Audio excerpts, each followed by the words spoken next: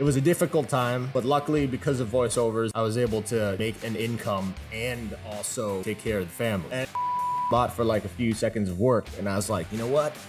I like that. The turning point was when this one lady texted me and she said, oh, she is taking care of her sick mother at home and she wants this skill to go do voiceovers, make some income at home. And that's something that I can definitely understand because my mom when I was about 19. So when someone said like they needed help because of that, I was like, okay, fine, I'll make a class. That's when I came up with the voiceover duet. Duet my videos or my actual ads and get a chance to come to this voiceover class. Put out the duet and a lot of people did it. Like 3,000 people did the duets. That's why I'm like, yo, you can give it a shot. I don't care what your voice sounds like, but if you can find what your voice is good for, you can find your way. What is your biggest dream as a voice artist? That's always my most difficult question. I'm pretty sure at times it does feel uncomfortable that every time you meet a fan, they always want you to say for graduate. Yeah. Yeah, it does annoy you in a sense. Yeah. Today, a very special episode with a voice artist maker in Thailand, Krittone, who has created thousands of voice projects around the globe. And he's the one who initiated TikTok trend that leads every Thai side to invest in the voice over industry. Warmly welcome, Pikit. สวัสดีครับ สวัสดีครับ So, Pikit, what is the first time that inspired you in voice over making?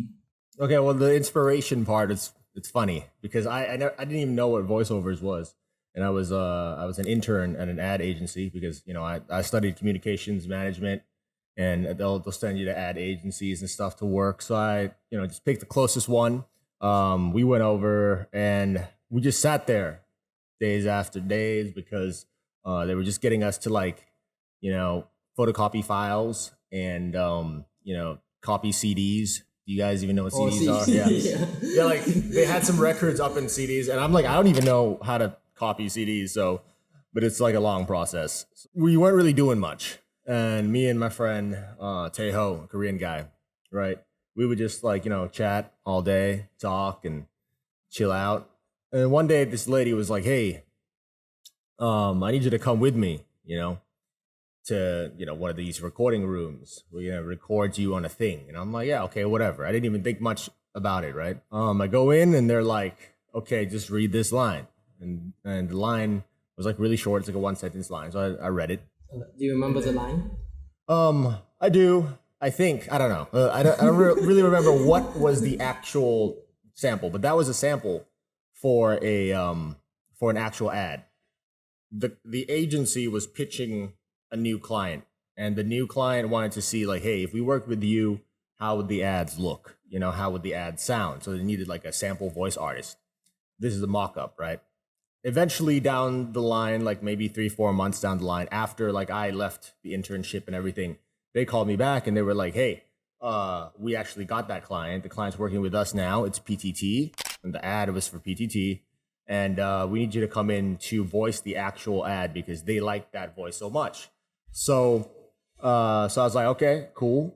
I go in to the studio and there's 2 or 3 lines to read. So I go in and I think the line was 3, 2, 1, welcome to the world of speed and power. Something like that.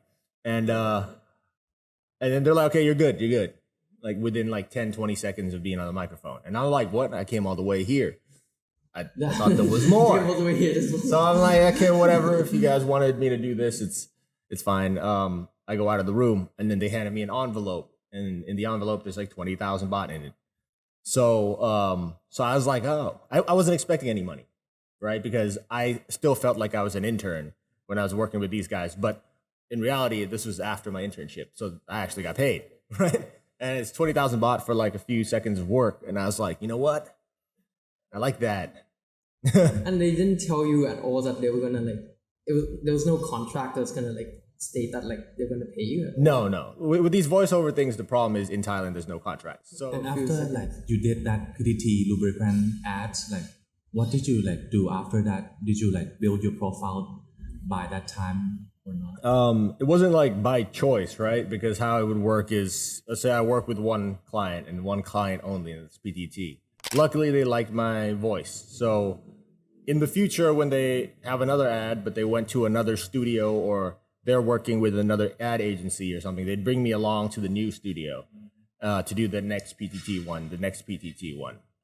What happens would be the studio would recognize, oh, this guy's got some skills, let me get your samples. And then that studio in the future, if another client comes around and they need a voice like mine, then they'll sell it. And then maybe like, I don't remember what my second and third ones were, but yeah, so it'll be in the same kind of tone and stuff. And you go along and you just kind of wait for the next job and the next job.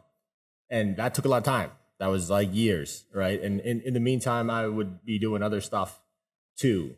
But I mean, this is the job that I like most because it's just the easiest. So back then it was just like, it's more like a hobby, right? Like it's just like a side. Well, it was like a side hustle that I would like to do more, but I didn't know how to market myself at the time. But I did find out later. And this was how many years ago? Like probably like 7 or something. So just out of college and stuff, I would do some voiceovers from time to time, but not like on a daily basis, on a weekly basis, you know. As you mentioned that you feel happy when you do like some voice artist making. Yeah. Like, what is the happiest thing about being like a voice artist? Well, for me, like if you go in and then you do a couple takes and the vibe is right, you know, and you sound really cool in an ad, and that ad happens to be a very cool ad also, right? That's why I tend to do like I like the car ads and stuff like that because those are big budget ads, right? Not just like animation and text. So those look really nice. And if your voice kind of like vibes right with the music, with the visuals and the tones right and everything, then you kind of feel like, man, that was cool. But then speaking about those ads, like, would you want to also be like in that ad? Like, for example, if it was like a action advert for a movie, would you want to also be like in that movie? In the trailer, like voice acting and in the scene, is that also something you want to be? Yeah, I mean, like, I think I'd like, do I want to be in ads that I voice? Like, sometimes depends on the ad, right? If it's something cool, right?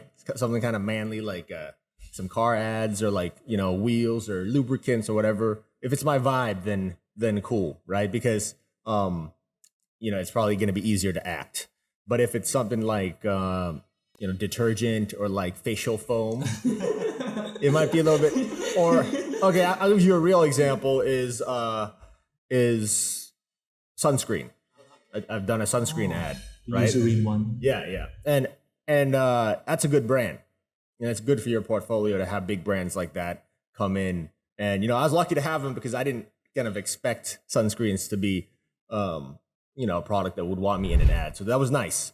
But that was definitely like a little weird to be doing, and which was fun. It's not bad at all, but like we needed to, you know, usually you just hold up a product like this to your face. Look like a brand ambassador, right? Then we're just like, okay, we need to figure out a cooler way to do that for you, man, because you can't just be like, hey, sunscreen, you know what I mean? Like, if you were a guy and you were one of those pretty boys, because, you know, you see these days, they're all like pretty, right? Then they can get away with some more feminine look, but then you're way more manlier, so it's just yeah. Sunscreen. Yeah. But I mean, I did feel a little bit out of place. But the thing is, and then what's funny was I got to dub my own ad or voice my own ad, which was a new experience, you know. But, you know, overall, like 50-50, because if you do voiceovers, you have the easiest job in the world already. Like the only reason you would do other jobs is because you want to just try it out for the experience. So it's hard to say. It depends on the ad. After you said that you did some like PDT lubricants ads, and then you did some of their PDT ads as well. And then from that time, how did you like build your profile then until today? Well, like I said, the first phase was just waiting, right? I didn't know what I was doing. There was no kind of like, you know, teacher or leader in the voiceover world that would tell you what's what. Everyone just kind of works on their own, and you don't meet them because like you go into the studio to do your thing, you're out, they come in, right? You kind of just miss each other by like 5-10 minutes. So there's no one to teach you. I did research later online. Like, I'm like, hey, how do other people do it in other countries? And I found out like in the United States, what they would do is they would, you know, go take lessons and who would be providing the lessons would be agencies. So agencies that represent voice artists, like a side kind of income for them would be to provide lessons, right? So people take lessons and then they make some money off that, and they also make some money off the percentage of your jobs and stuff like that. But while they create lessons and online courses, if they see that you have some skills, then they take you into the agency, right? So you have that avenue into some jobs, or you take lessons and then you make samples. So what you do with the samples is, you just go into the studio and you pick scripts of different styles, and then you read those and, ask them to produce it. The trick there is you want to do as many styles as possible, because you may think your voice is good for this, but then other people, when they hear it, they're like, hey, maybe you should like do that type of read, like a documentary read also. And a good person to ask is the sound engineer, actually, because the sound engineer actually hears more voiceovers from different artists than I do, right? Because he's there recording everyone. Oh, so there's not a one size fits all for voices? Yeah. So some voices just for purely for action or cars. Yeah. And one is just purely for sunscreen. Like your voice designed for something masculine or yeah, it would be in the more masculine end of things, right? But then when you say masculine, that's one trait, and then there's different emotions, right, that go with it. So so you would want to be able to do a wide variety of jobs. That means you'll get more jobs in the beginning.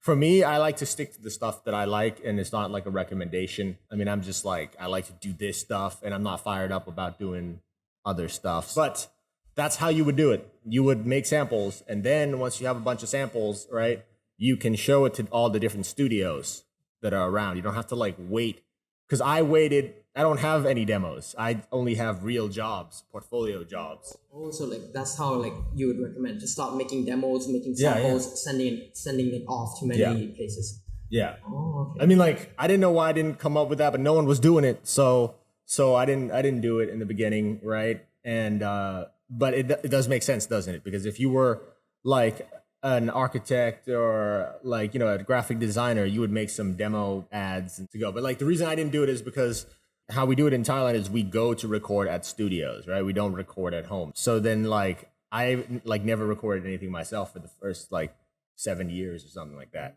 right? Only in the last years did I realize, also from the American voice artists, that they would set up a home recording studio. And when they work, they just record online and send it back and forth, you know what I mean? And that seems to be the way to go, because we have the internet. But in Thailand, they like that in-person thing. So I never set up my studio. I don't know how to record myself for the first 7-8 years. And once I got to that point and I recorded myself, then I was like, oh, okay. It was already too late for me to make any demos, because I already have so many real jobs. But that's how you would start.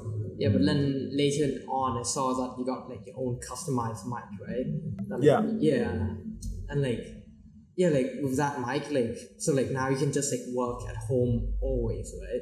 Yeah, I mean, There's no need at all to go to the studio. Well, yes and no, because like I said, the culture in Thailand is you still go to the studios. Why? Because clients would come out and they'll hang out at the studios and they'll listen to you read, and then you make an edit. They'll finalize it.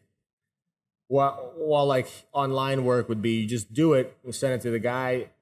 They'll say whatever, and then you record it again, cut it again, right?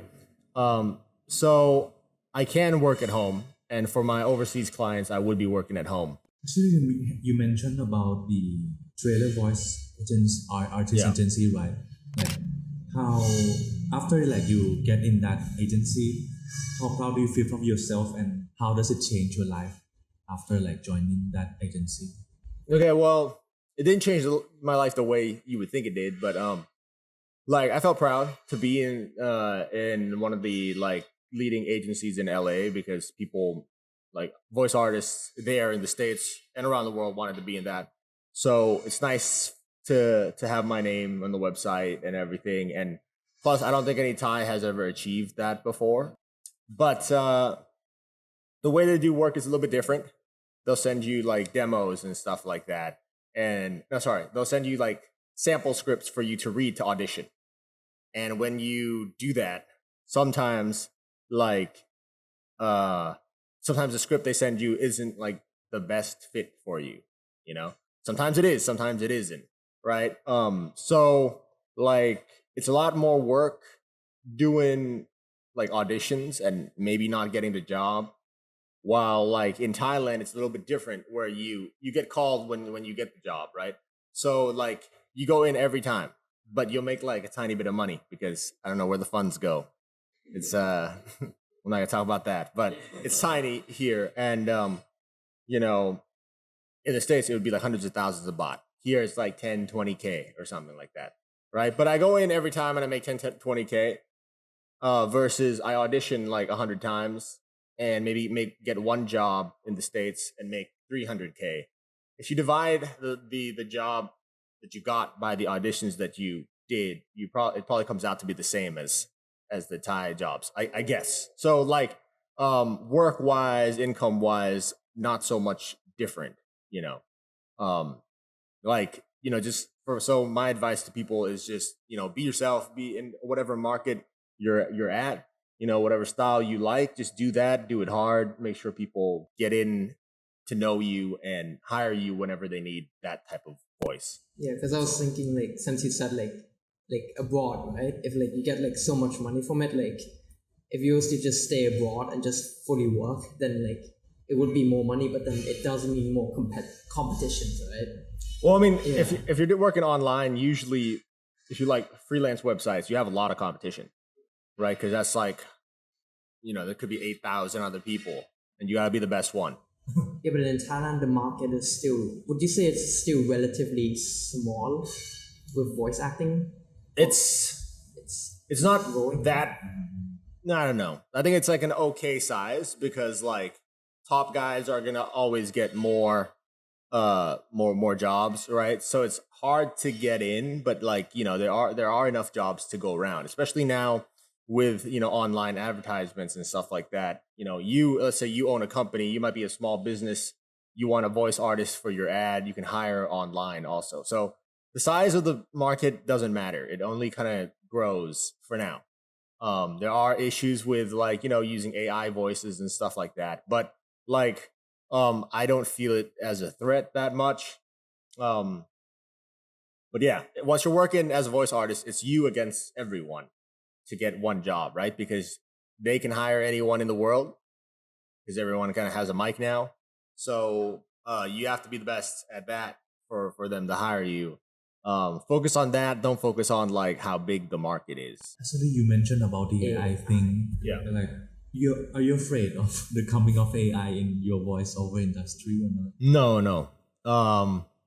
If it's something like narrating long like documentation, maybe, right?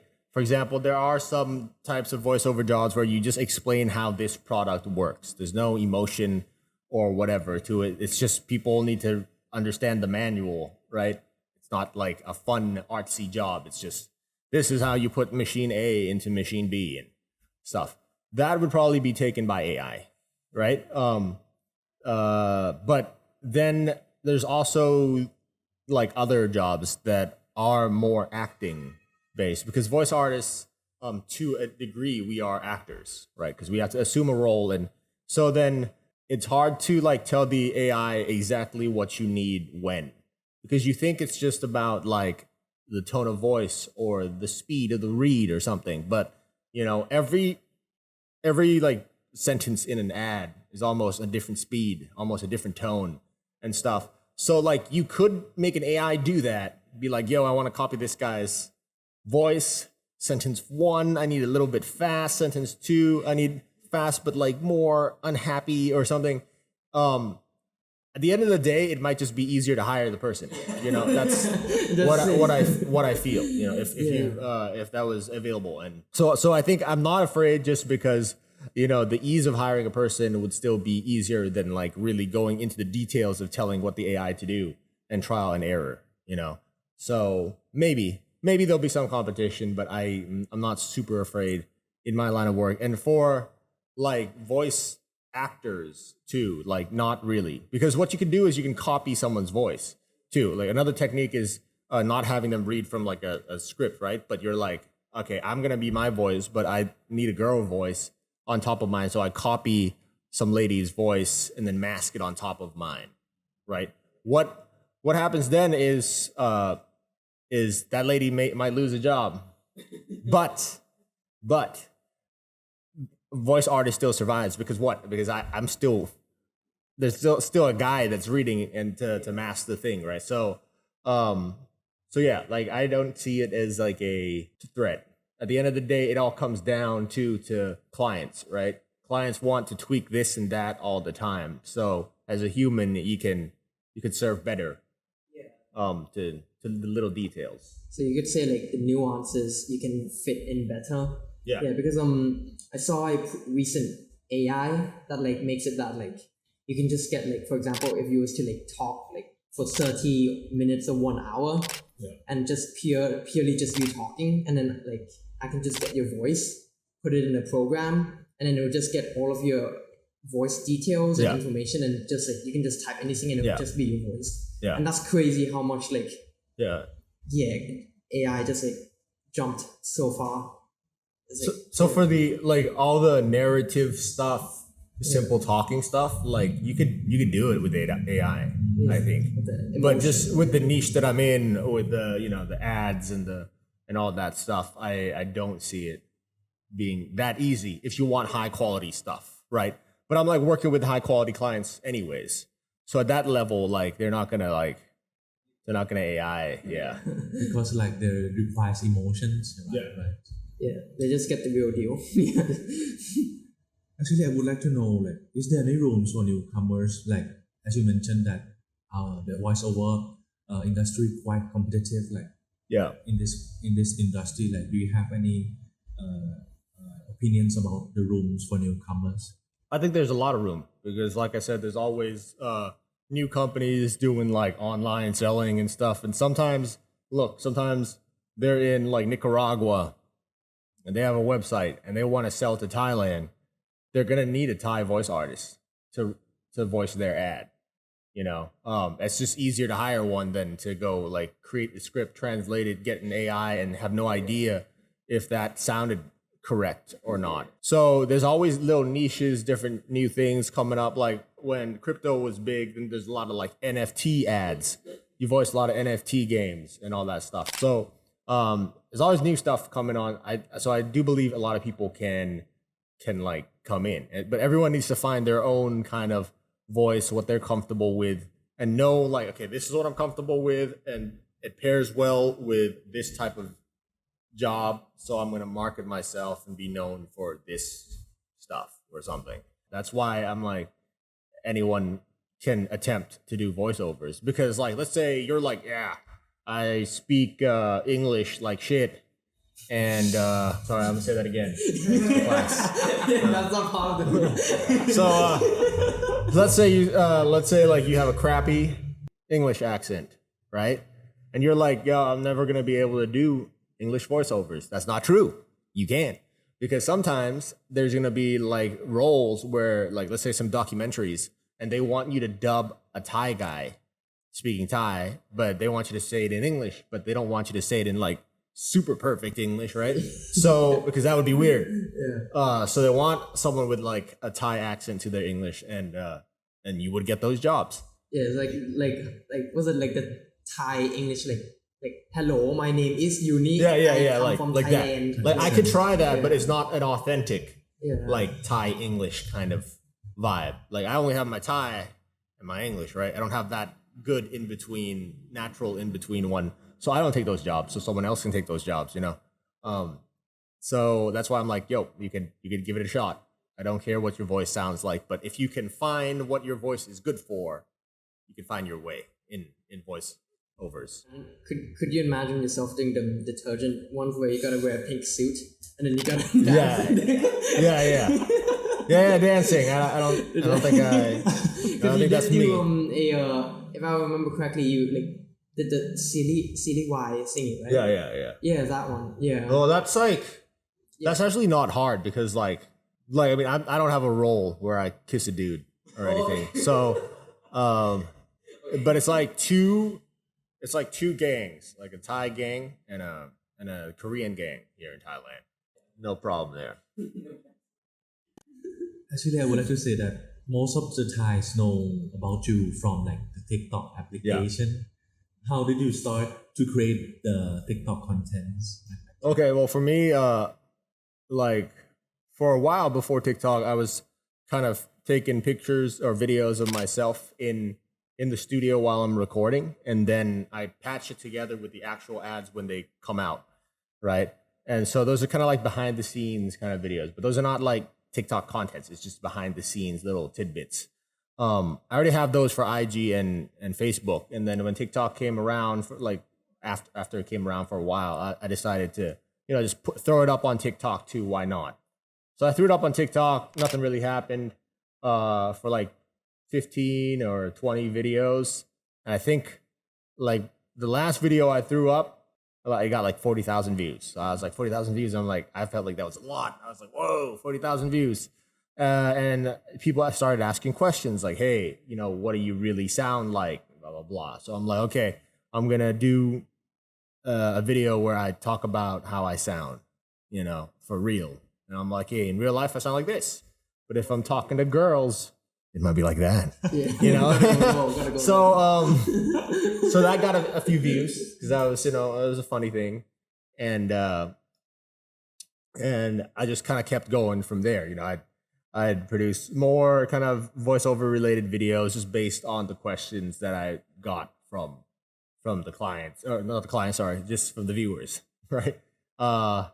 And one thing led to another, to the point where a lot of people started to follow me, and like a lot of people were asking, how do we become voice artists too? So I did some videos about that, right? But at the end, like people wanted to study under me and stuff, and I didn't feel like I was like a teacher or a role model type person that would be good for everyone. Because I do my thing, but other people, there are many disciplines to voiceovers. And I was like, no, I'm not going to do classes and stuff. That's not why I'm here. Because some people might be like, yo, I'm going to make some money off making classes, right? But look, if I did a class, like I would need some friends to help me out, other voice artists and stuff, right? Because we're all a little bit different, and we don't know who the people we're going to be working with, what kind of skills they might need. But the turning point was when this one lady texted me and she said, oh, she is taking care of her sick mother at home, and she wants this kind of skill to go do voiceovers and kind of like make some income at home. And that's something that I can definitely understand, because my mom had a car accident when I was about 19, so in college and stuff like that. I'm an only child. I have a little sister, but that's from a different mom. I'm an only child, and the only kind of grandchild too. So when anything happens to the elders, it's on me to go take care of it. Granddad goes to the hospital, I go to the hospital, mom needs to do this, I have to handle that and everything. And at the same time, it's kind of like you have to grow too, right? Because if you're the only grandson and son and kid, right? And if you don't work, you're just taking care of the older people, how do you build yourself? How do you get money to feed people in the future? Because in the future, it's just you feeding them, right? So it was a difficult time, but luckily, because of voiceovers and other like kind of side hustles, I was able to, make an income and also like take care of the family, which was difficult, but voiceovers allowed me to do that.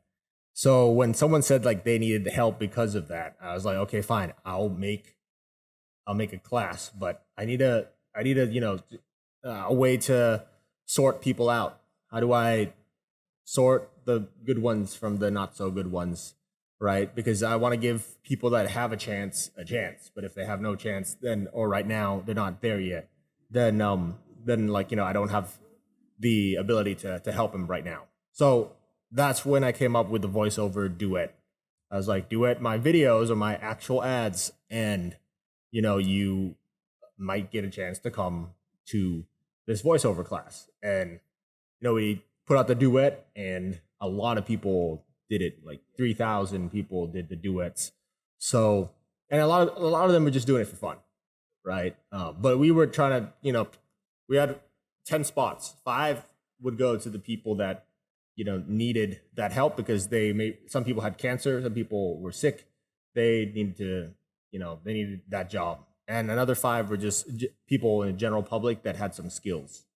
So, that kind of blew up a lot. Now, within that duet, there was 3 ads, 1, 2, and 3. The third one was the Ford Ranger ad, right? And like after the duet, after things kind of settled with that, then like some people on TikTok decided to, say the Ford Ranger thing when they saw the Ford trucks. Like before it was even a trend, there were like 2 or 3 people that did it. But what happened was, after like maybe the 5th or 7th person did that, I was like, here's the top 3 people that did the Ford Ranger thing, and I made a content about that to like make it look like it was a thing. So after I did like the top 3 people, then other people did it even more, right? So you would, looking back, you wouldn't be able to tell, but you would think the top 3 came from after everyone doing it. But no, that came at the very, very beginning to make it feel like a thing. So if you ask me, like, was I responsible for the Ford Ranger thing? Like, yes and no, right? Some people were doing it, but I kind of like said, hey, this is an actual thing now. And that kind of went like wildfire. So that was a different experience, yeah. Yeah, it was like the main meme, the whole Thailand that just blew up.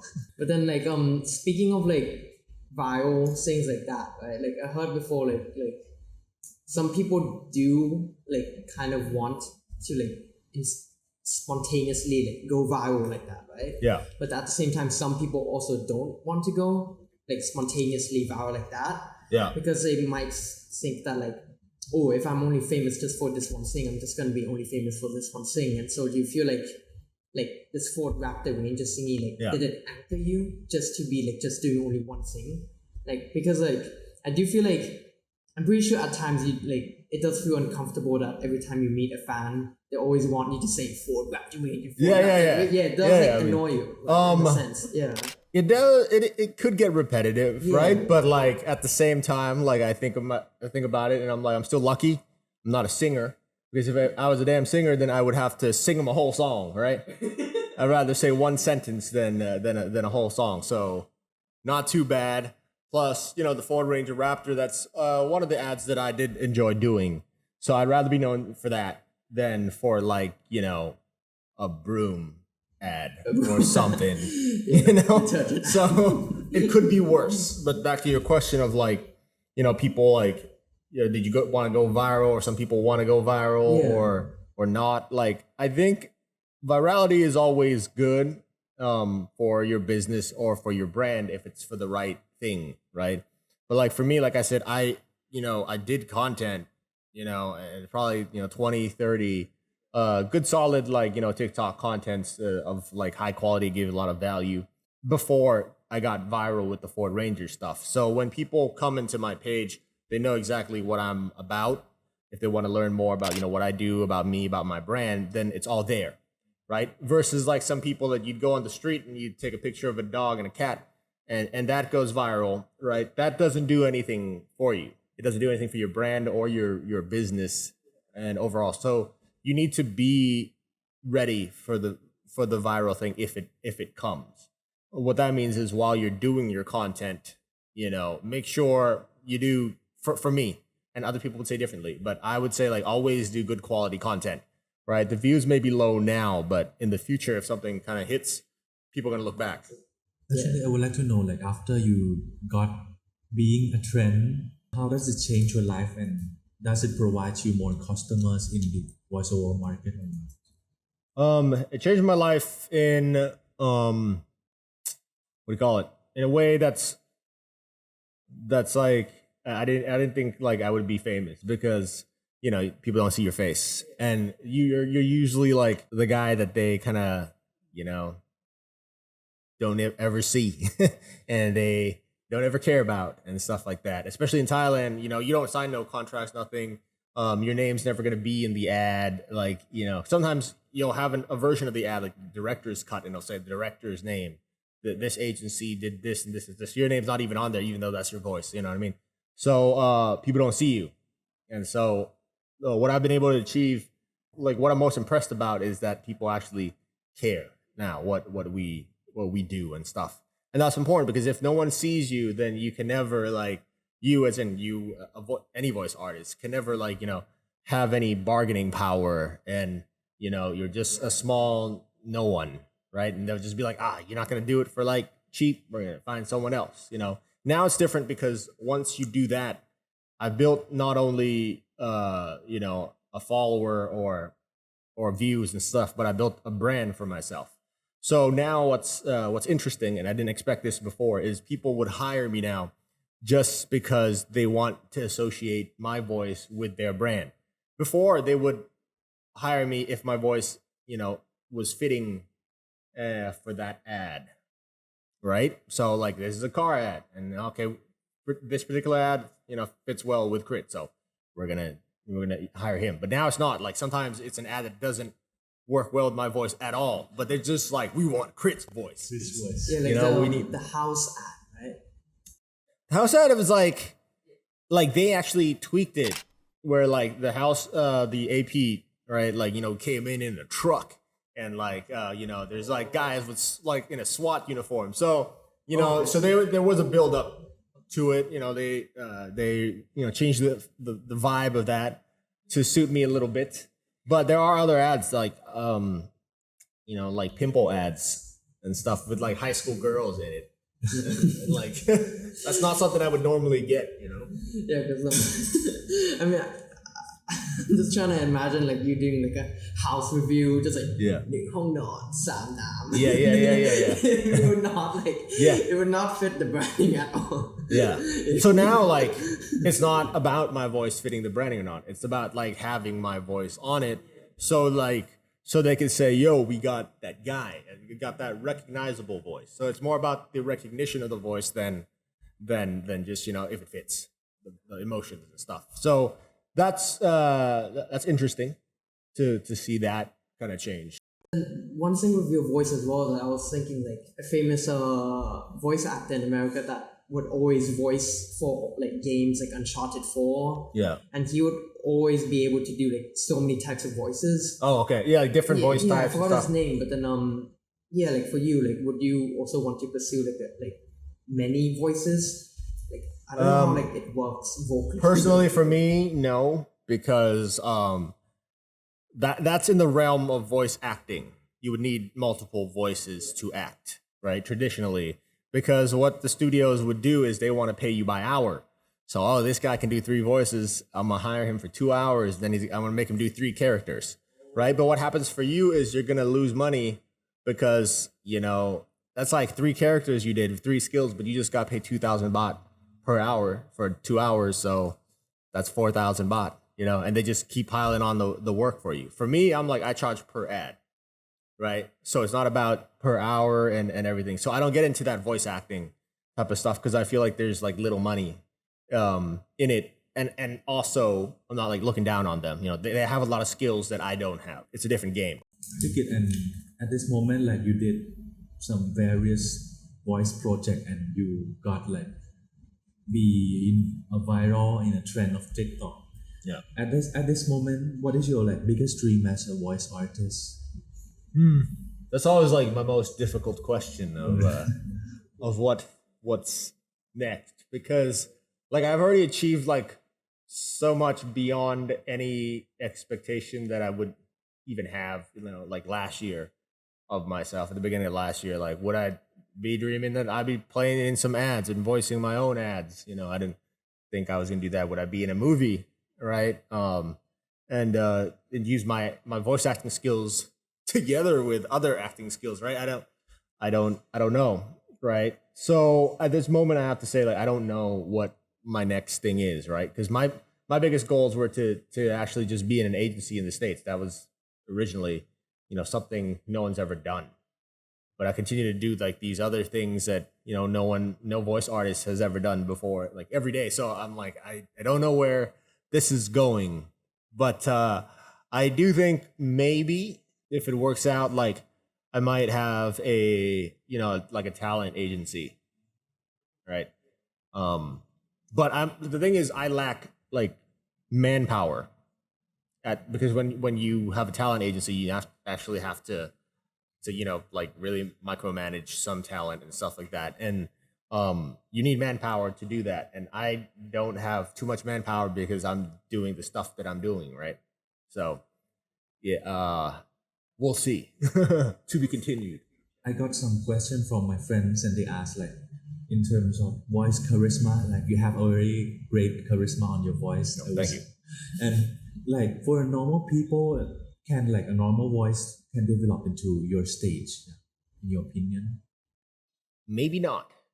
But the thing is, I don't feel like my voice is any different from other people. That's because I listen to my voice every day, so I feel like it's normal, right? So everyone, when you listen to your own voice, sometimes you don't think it's that cool, and especially when you record it, you're like, man, is that how I sound? That sounds like crap. Yeah, humans have a tendency to like not like their own voices. Yeah. Because you're used to hearing your voice like this in your ear, and then you hear it on the recording, and man, it's just trash. So I don't believe that it is of like better quality from anyone else's. What I would develop more is how you speak. How you use the power in your voice. Some people just speak quietly. Some people don't really open their mouth when they speak, and how you present yourself. That's how I would work. That's what I would work on rather than trying to sound like me. Because I can't sound like other people. There are other voice artists out there that I'm like, man, they sound super cool, but you can't be them. If you are in the voice acting side of things, you may want to try so that you have, multiple characters to do. But if you are, like me, I just believe like if you can, find the different styles within your voice, that's the best outcome. So find the different styles of your voice, right? Yeah, it's like I wondered like for a while as well, like have you ever tried to do a Morgan Freeman, renowned for being like in the world like most famous in the world for his voice, right? Well, him and I think David Attenborough, Yeah. Attenborough or whatever, those guys. No, I'll try when I get a little bit older and maybe it gets closer to that. Yeah. And speaking of voice as well, like we had this conversation a while before, but how like you said that voice acting and singing is like separate, right? Yeah. And like do you ever see yourself in the future as maybe like trying to maybe touch on like maybe singing? Mm-hmm. Like would you ever want to try to be a singer? For me, like I can't do the high notes because I have this thing called like vocal cord paralysis. And so my vocal cords work like this. They kind of squeeze in and kind of go out. And they're in your throat. And one side doesn't close very, very well, right? So that it doesn't completely close, I guess. So if it doesn't completely close, then you're not going to get that small space for the high notes. I think that's how it works.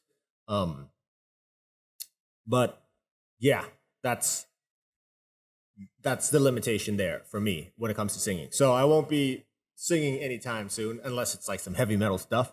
Maybe I could do that. But I did think about like, I want to try making some of my own songs and stuff, but I'm not there yet. I'll need some partners who know what they're doing because since like you said about the paralysis singing, right? Like you can't go high notes, but in a way you could do rapping.